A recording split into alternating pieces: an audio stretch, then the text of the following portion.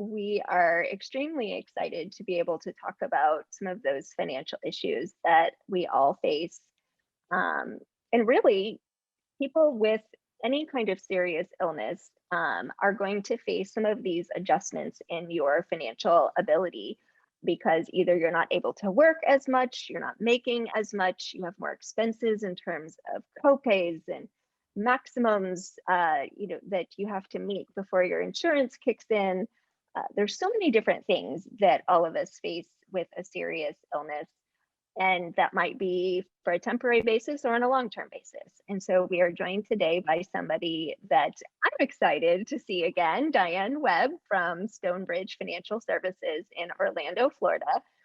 I am a certified financial planner. And for those of you that don't know what that is, that means I've had advanced training in the 5 areas of financial planning.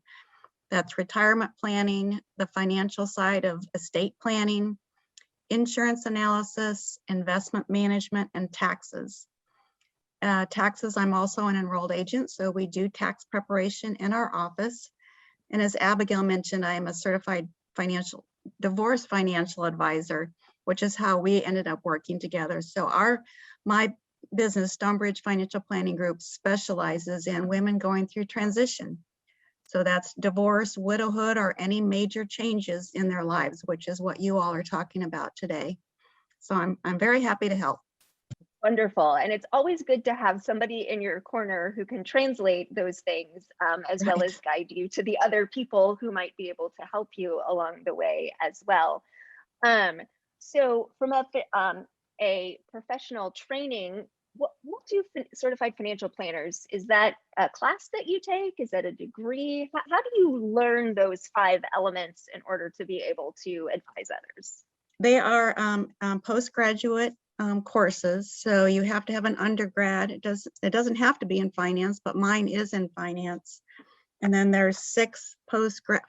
Well, when I did it, it was 5. Now they've made it 6 postgraduate courses.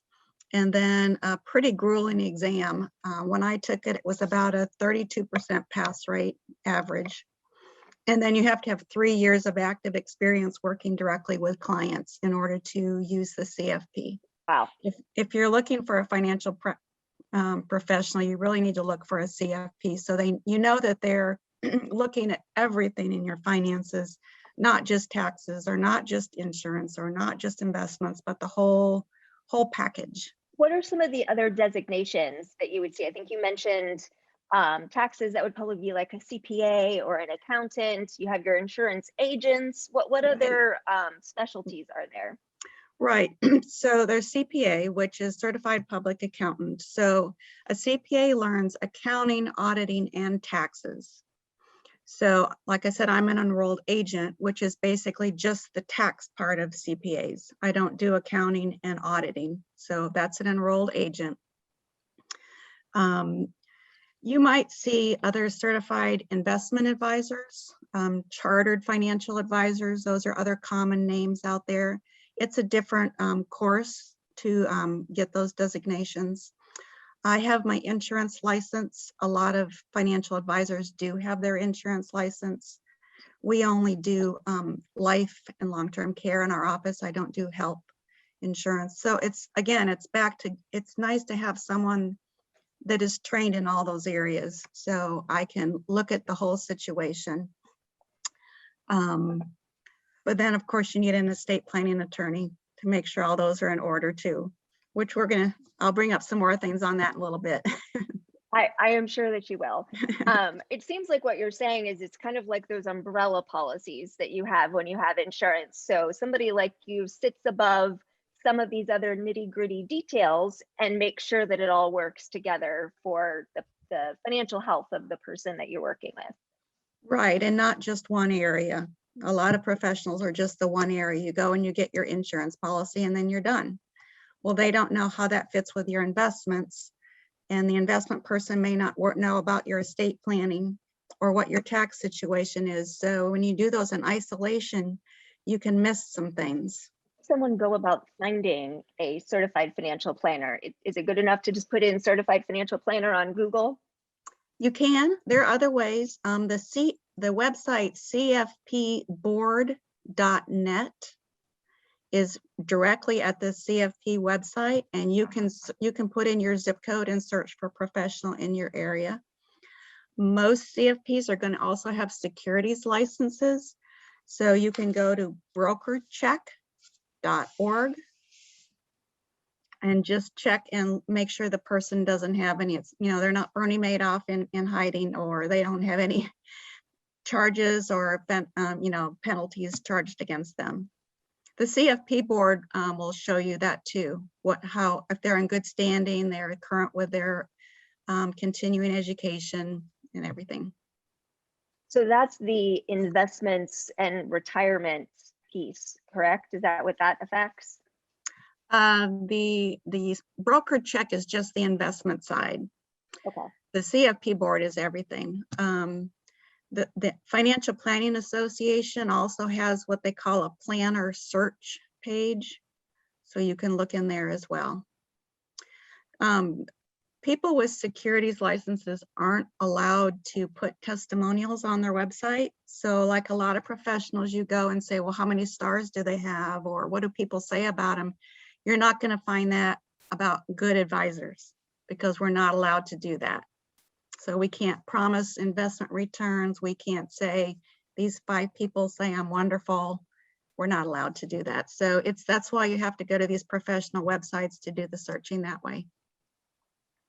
Or ask the people in your Right. neighborhoods or in Right. your support groups. Who have you worked with? And who do you think is somebody that I can trust? Dianne, with the changes with COVID and everything becoming more virtual, are you working with people who are out of your particular area, or is your practice still focused on people in Orlando?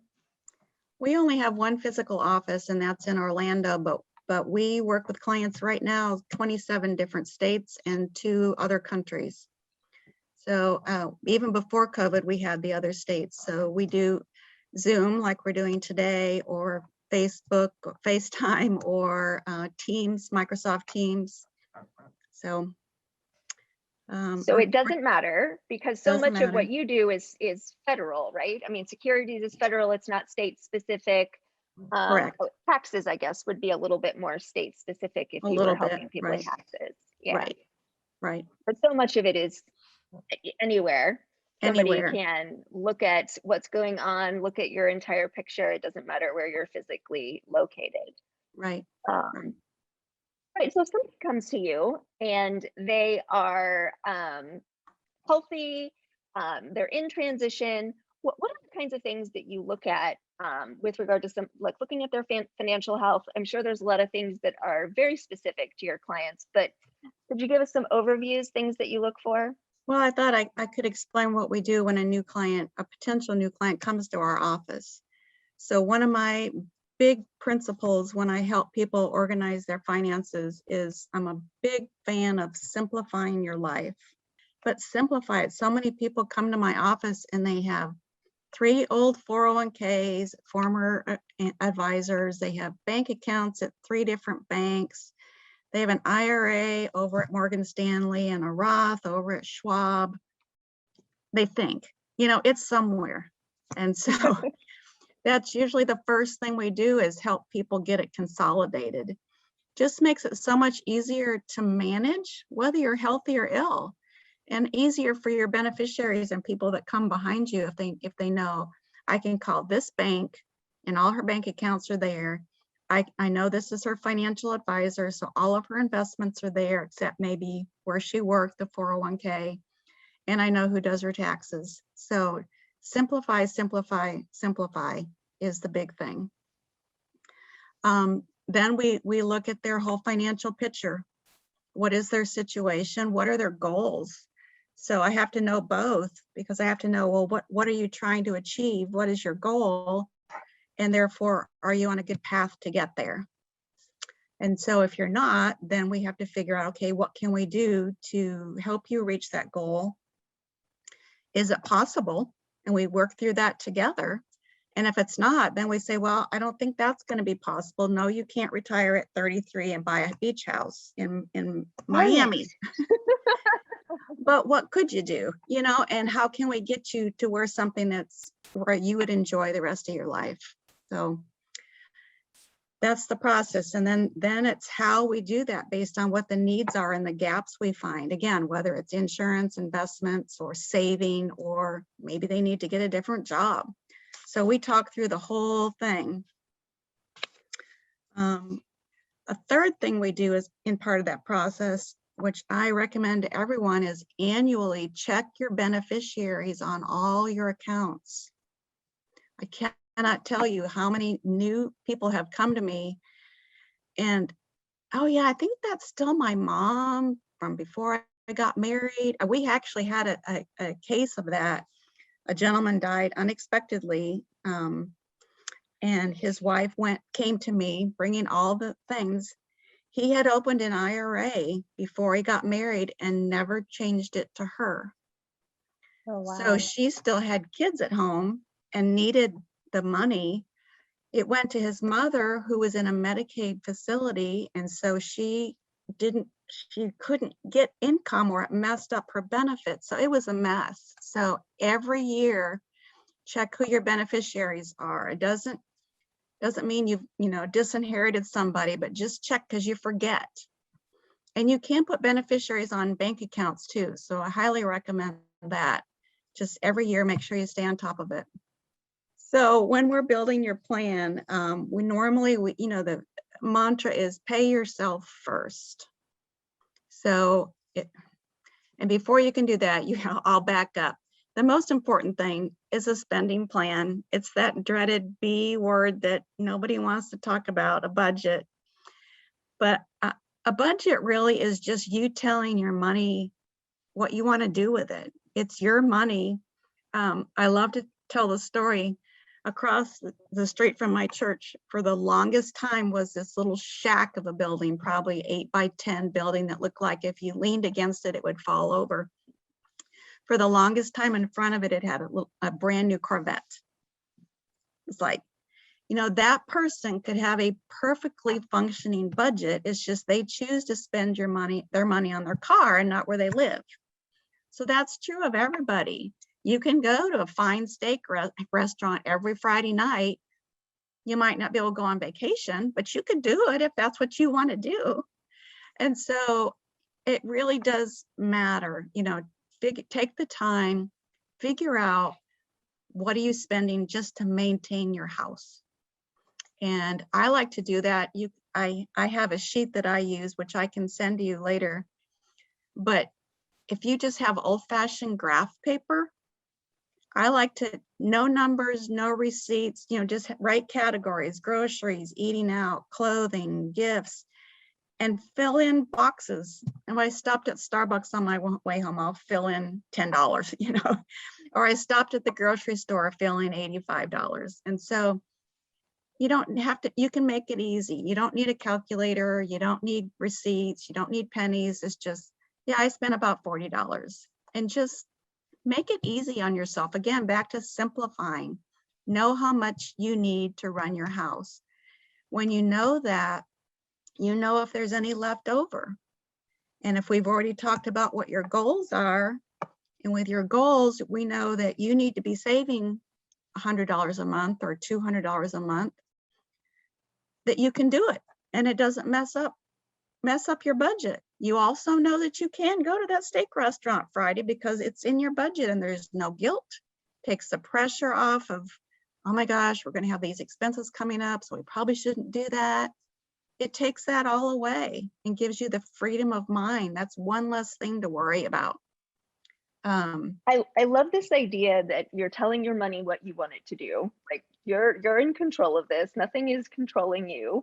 Kind of like we talk about, a will is just you telling the judge what you want to happen to what you have.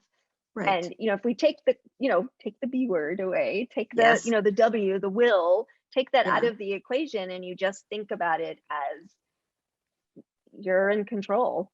Yeah, when That you, is a like I nice way, said, yeah. the best thing is just the peace of mind, that the numbers work, and the freedom that gives. It's not restrictive, it's a freedom thing. And then if you have some of these medical expenses where you know I have to meet a deductible every year, or I have to get to my out-of-pocket maximum. So we know January, February, March are going to be months where we're going to have a lot of outlay in medical expenses. That can go into the budget. Um, and then, you know, if you need to save up in the rest of the year so that you have Mhm. those chunks at the beginning of the year. When I help people with this, it's like Christmas is not an emergency. It happens every year. So same thing Yeah. with you all, you know, January, February, and March, it's not a surprise. It happens every year. So Hmm. that's where we get back to the pay yourself first. So if you have any income coming in, a salary or whatever source, put that money into a savings account right away before you start buying groceries. So pay yourself first so you know that that's growing and that's there. And then next January, when you have those big expenses, it's not a crisis. You're prepared for it.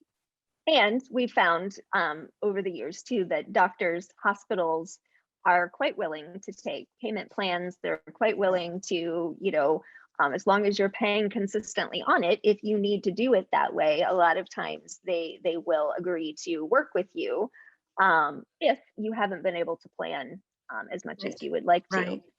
Do you find that HSAs and FSAs are easy to work with? They've seemed to have gotten a lot more complicated over the years. They are a lot more complicated because a lot more people are offering them, banks and investment services. So there's lots of different places you can get them.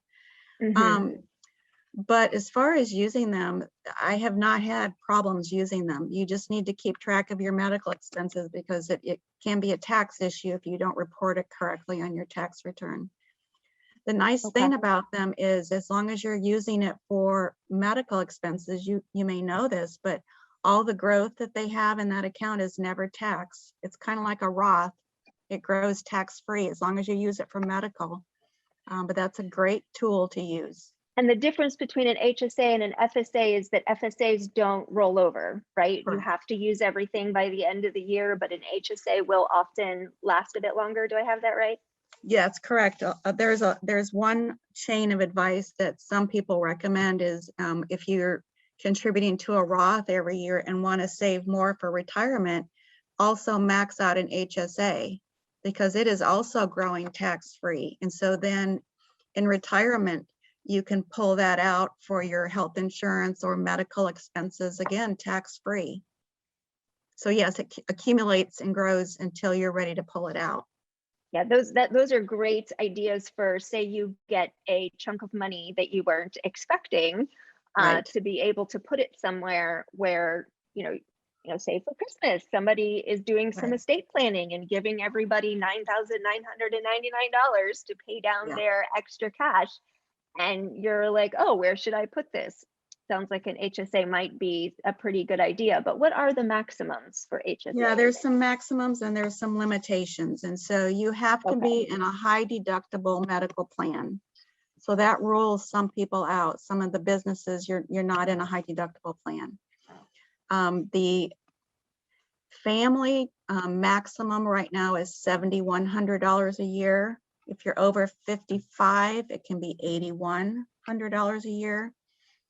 And actually, I do not have the individual one in front of me. I believe it's 4,600, but I'm not positive. It's less. So something to ask your certified financial planner Right. Right. about if that fits in your full picture, Right. especially if we know that it's coming every single year. There are some other sources of money. Would that be helpful if I talked about that? Absolutely. If you already had some investments before you had the big medical event, there are different ways that you can get money out of what you already have in investments. And it makes a big difference how you do that. So the easiest is from an individual or a joint brokerage account. You're paying taxes on it every year. So when you pull money out, there are no taxes. Unless you had to sell something, there might be a little capital gains, but pretty much it's tax-free. So that's the easiest place. If you are over 59 and a half, you can do the same thing from a Roth. you can pull it out and it's tax-free. If you are under 59 and a half, there's a medical hardship that you can use to pull money out of a Roth or a traditional IRA and not have that 10% penalty. You have to have medical expenses that exceed 7.5% of your adjusted gross income. If you do, Is that the same percentage where you can write off your well, medical for expenses? a couple years it went up to 10, but it's back to 7.5 right now. So Okay. yes, when you reach that point that you can write it off, is also the point if you have more, you can avoid that, what they call an early withdrawal penalty of 10%. So that would be the order from your individual or joint account, then from a Roth, thirdly, from a traditional IRA or a 401k if you have those. Traditional IRA, you're going to pay income tax, but no penalties. 401ks, you need to talk to the employer. Most 401k plans have a hardship clause in there that allows you to take it out even before the 7.5%. And yes, your expenses your expenses can be written off on your tax return once they're over 7.5% of your adjusted gross income. Doesn't matter where you pull the money from, it's still a deduction on your tax return.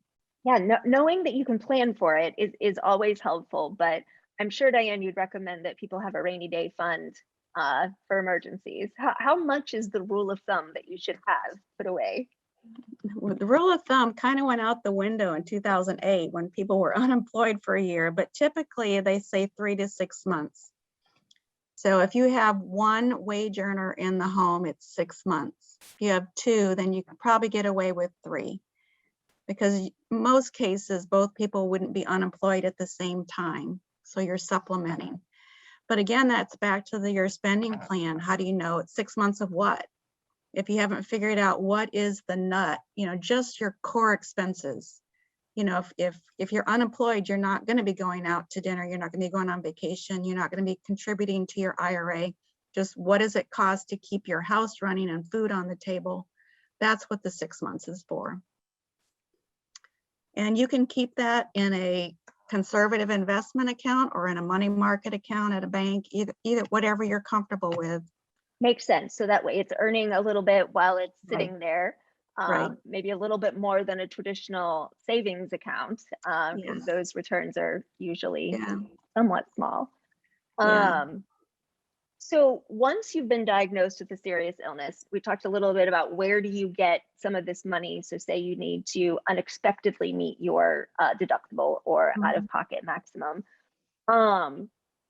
What other things does someone with a serious medical issue? I guess let's back up. You said you don't write policies for medical insurance. So who do you send people to when they need a medical insurance policy? Well, in Florida, really, Blue Cross Blue Shield is the primary. I mean, they're the only ones in Orlando that I know that write for individuals, other than some of the health share programs, which I'm not sure that's the best thing if you have a chronic serious illness. It's very complicated. Okay. But yeah, there are some brokers that I've worked with who specialize in the Medicare, Medicaid, kind of getting into that, as well as looking in the marketplace, because here in Florida, Blue Cross Blue Shield is the only one in the marketplace. Other states may have other insurance companies that participate in the marketplace, but it is helpful to have somebody walk you through that. My parents just went on full Medicare and use the brokers that I'm talking about, whose kids happen to go to school with my kids.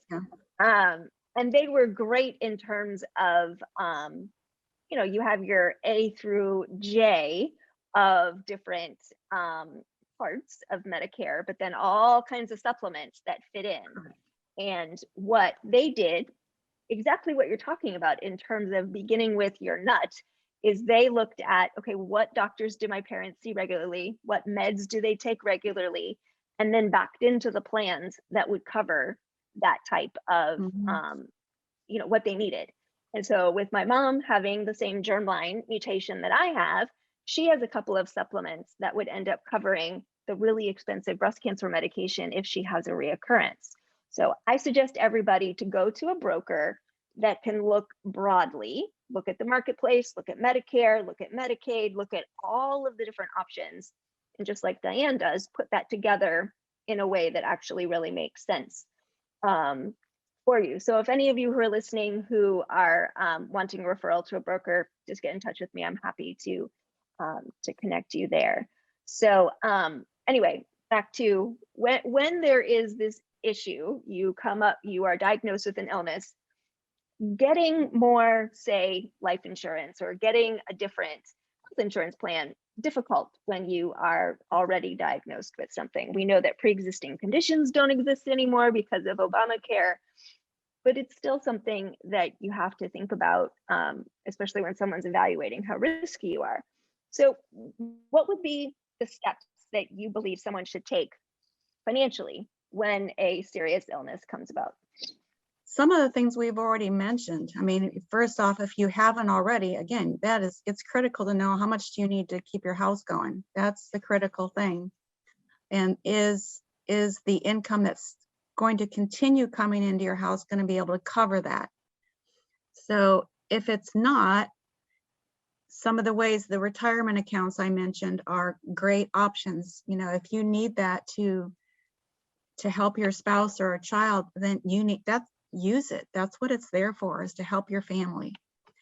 But if you have exhausted those or you don't have them, most people, their biggest asset is their home. And a lot of people, especially now with prices the way they are, have a lot of equity in your home. So there are various options with that. You can do a straight out refinance. Like I said, most people have a lot more equity in their house than they did a year ago.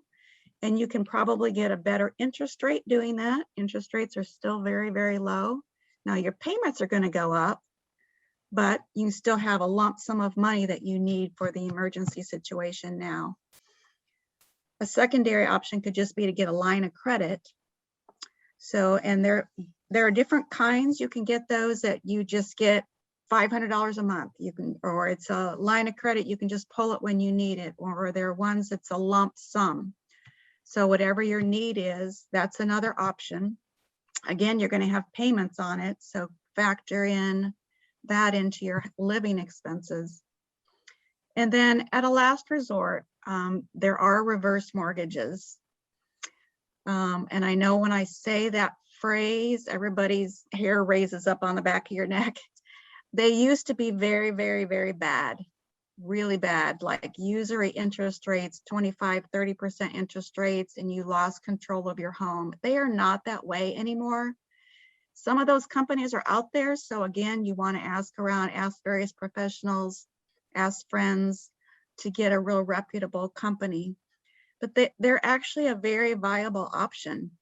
Interest rates are higher than a mortgage would be, but they're not crazy bad. They can be 6, 7, 8%.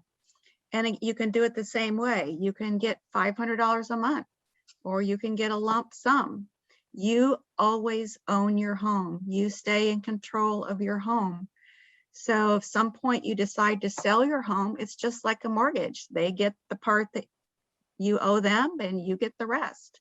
You are always the owner of the house. So it is a very viable option for a lot of people, whether it's a medical situation or retired. So a lot of times, if you still have a mortgage, the reverse mortgage company will take that over. So you can stop having mortgage payments. So basically, they're giving you that amount of money, which would have been your mortgage payment. So think of what your mortgage payment is if you didn't have that payment every month, how much that would help. And so that's just what basically they're giving you. And so that accumulates is what eventually they own of your home. But it is an option. Do the traditional banks do reverse mortgages, or is it mostly separate companies? It's separate companies. Okay. I have found one here in Orlando that I'm comfortable with, but it's different in every city. So there are some national companies. I can send you some names later if you want to send those out. It's always good to look at all of the options and the pros and cons of each option, because you know, something that one person might be comfortable with or might be a really good idea for one person isn't going to be best for somebody else. So it isn't a one size fits all kind of thing. Somebody, like you said, that can look at the whole spectrum instead of just sell the one company that they work for. Because like your parents, there are so many policies out there, you want to find the one that fits you specifically. When I was in law school, my wills and estates professor said, anytime you've got a life change, you get married, you have a baby, you graduate from college, you get a new job, you get diagnosed with something serious, those are all triggers and times, other than the annual looking at your beneficiaries thing. That's definitely an annual thing. But outside of that, to look at your whole picture, anytime your life changes, you need to look and make sure that all of your financial arrangements, all of your estate planning, who you want to make decisions if you're incapacitated, all of that still matches where you are. And not only that, I also add when I'm explaining that to clients, it may not be that you've changed your mind or you've had a life change, but the laws have changed. 10 That's years another ago, great thing, yeah. 10 years ago, the HIPAA laws were totally different than they are today. And that catches people off guard. They don't know, they don't understand that until they're in a situation where, oh my goodness, I can't find out about my college age son because he's 19 years old. So we usually recommend people get them reviewed at least every 5 years. So we've talked a little bit about, you know, what you do and how you look over everything. We've talked about how there might be other people, like say a health insurance broker. What are the other professionals that you recommend that your clients have to help them? Those are the primary ones: a good estate planning attorney, one that explains things in terms that you understand, a tax professional, your financial advisor, again, one that's looking at the whole picture. And then if you need Medicare, life insurance, Medicare, general agent are the primary ones. There are estate planning attorneys, as you know, that do specialize in SSDI and elder care and all those Medicaid and Medicare rules. So if that's your situation, then definitely you need somebody who's experienced in that. Because that can really affect what you want to do and when, right? Right. I would just encourage you, another common concern that people have when they come to me for the first time is their investments. They're afraid of the stock market and afraid of investing, whether it's a major illness or it's they're retiring, and people think they should be ultra conservative because they can't take any risks. And that's not necessarily true anymore. There's so many different options that we can invest in, and a good advisor can make it very conservative or a moderate. There's a lot of things you can do. So it's not just, you know, cash under the mattress or ultra aggressive. There's lots of ways in there. So if you have a little nest egg, like you mentioned, someone gives you an extraordinary gift at Christmas or whatever, there are ways that you can have it safely grow and it's not scary. But two things I always tell clients. One is we don't want to do anything that would cause you not to sleep at night. So your peace of mind is what's most important. And closely related to that, you should never invest in something if you can't turn around and explain it to a third grader. That's a good one. There are so many complicated financial things out there. Don't put your money there if you don't understand them. It is your money. You need to understand it. And if the person can't explain it, don't do it. Yes, absolutely. So if somebody is thinking about getting involved with a certified financial planner, wants to look over all of, you know, have somebody look at all these aspects of their lives, how do you get paid for your time? There's a couple different ways. So advisors are mainly paid through investment management. That's the primary payment method. And that's either fee-based, so it's a flat percentage on the assets that you have with the advisors, or it can be on a commission basis, meaning every time you buy and sell something, the advisor gets a fee. Most people do both. There's a lot of advisors these days that only do fee. There's some limitations to that, and there's some benefits to it. So you just have to ask more questions about which you prefer. But also, a lot of people will work on an hourly basis. If you don't have assets to invest, our office will work on an hourly basis. And then we have a flat fee when we do a full financial plan. You don't have to be an investment client to have us do the in-depth plan, figure out your goals, figure out where you are, develop a path. We can do that on an hourly or a project basis as well. Some firms have minimums. You have to have a minimum investment level to work with them, and others don't. We do not, but some do. So that's another question you need to ask. So meaning you have to have a certain net worth or a certain amount of money to invest in order to get help from that particular group of people. Correct. Correct. And those are probably the people who only take a percentage of your total assets and probably don't do a lot of flat fee or hourly work. Right, because they're bigger accounts. Some of the bigger firms are not allowed to do hourly work. So, I mean, I'm biased because I'm an independent advisor. Independent advisors have more options. If you work for some of the bigger companies, some of them are not allowed to do hourly or project work. They can only do fees. So, so if you like that, look for an independent person, and they have more flexibility. When you go to one of these professionals, you should be interviewing them to see if they're a good fit for you. And it's okay to say, you know what, I think I need to find someone different. So find someone that you enjoy working with. I think one question that I have is about life insurance. And is that considered, or should people consider that as like an asset, like a Roth or something that they're investing in and paying into? Or where does like the life insurance thing fall in the financial planning? Right, there are different kinds of life insurance. So term, there's no cash value. You're not investing in anything. You're just paying premiums, and at some point it ends. Whole life, universal whole life, those have a cash value portion in that. And that can be another way to help your spending plan in the future as well. If you notice that your whole life insurance has some cash accumulated in there, you can talk to the company, but a lot of times you can stop paying premiums and just have the premiums come out of that cash. So if you have a year or two where, you know, saving $75 a month would make all the difference in the world, or whatever your premium is, check into that. If there's cash value, call the company and say, what happens if I stop paying premiums and I just take the premiums from the cash value? You can cash them out. I don't recommend that, but if you were to cash them out, you can take out that cash surrender value. If you're getting life insurance, make sure you have a disability rider on that life insurance. That broker that I was talking about before, who sold all kinds of different things, he made sure, I had no idea that he did this, but he checked the box that I had the disability rider.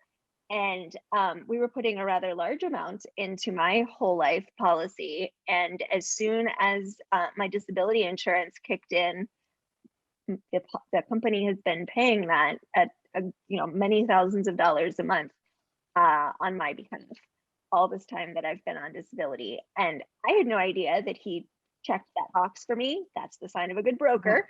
Yeah. But ask about that. If you have an insurance policy, a life insurance policy, because I have term and whole life, and he checked that box for me to make sure that now that I'm on disability, that I don't have to pay any of those premiums. And I know that my kids, they're going to get that money after I die. So ask about those things. Dianne, would you share how to get in touch with you if there's anybody listening, whether live now or later, how they might get in touch with you to schedule a consult?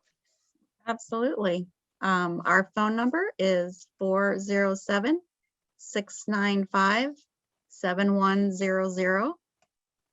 And my email address, even if you just have more questions, you can feel free to email me, which is dwebb, DWEBB at stonebridgefpgroup.com.